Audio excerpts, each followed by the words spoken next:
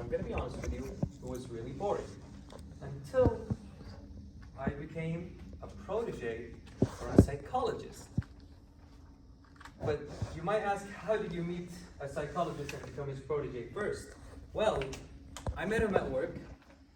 Turns out we work out at the same gym. So we work out together.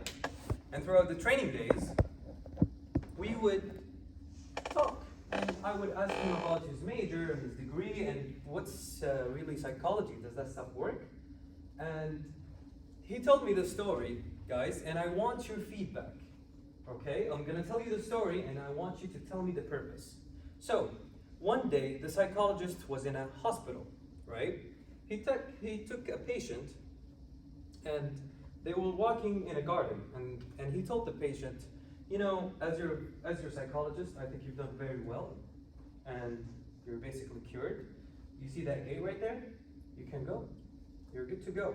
And note that it was a mental health hospital.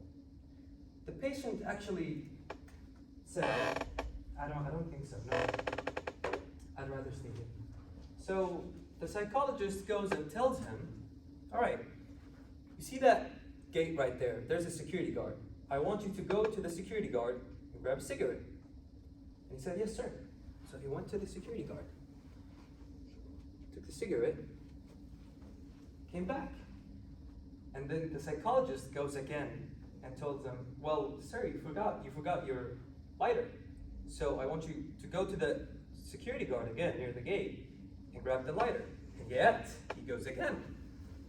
Compliant, takes that lighter and brings him back to the psychologist. So, what's the point? Anyone would like to say, why did the psychologist do that to the patient? To prove to them that he can deal with outside people. All right, anyone else? Okay. What they are looking for Let me tell you the purpose. Teach him Does how to anyone smoke. want to hop in again?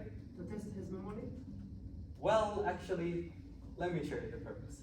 See, the purpose was to actually assess and diagnose the patient's behavior and also at the same time gaining psychological control.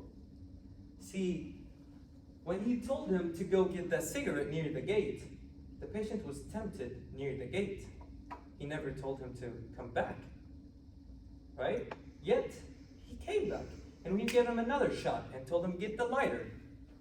And he came back by his own will.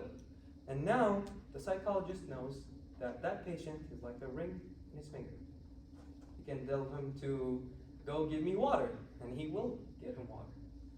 So, I said to myself, psychology really works. You know, this happens to be a perfect time because I got a pain in the ass instructor in college and I have no idea how to deal with him. Zero idea, right? So, I go to the psychologist and I tell him about my instructor. He asks for details. What happened between you and him? So I tell him in every detail, in every situation. And then he goes and says, well, it's your fault. And that really shocked me because he said that, well, Hadi, everything you said was correct, but with the wrong way. Every time you tried to tell something, you gave the wrong message. So, what I learned from being a protégé to a psychologist, what I have experienced was really great because here is how I dealt with that instructor. I began to understand his psychology, his personality, and how he works, functions, and speaks. What he prefers, what type of person he is, and after that, I know how to deal with him. So, to conclude this wonderful speech, now, a mentor is supposed to let you recognize your mistakes instead of blaming others for them. Thank you.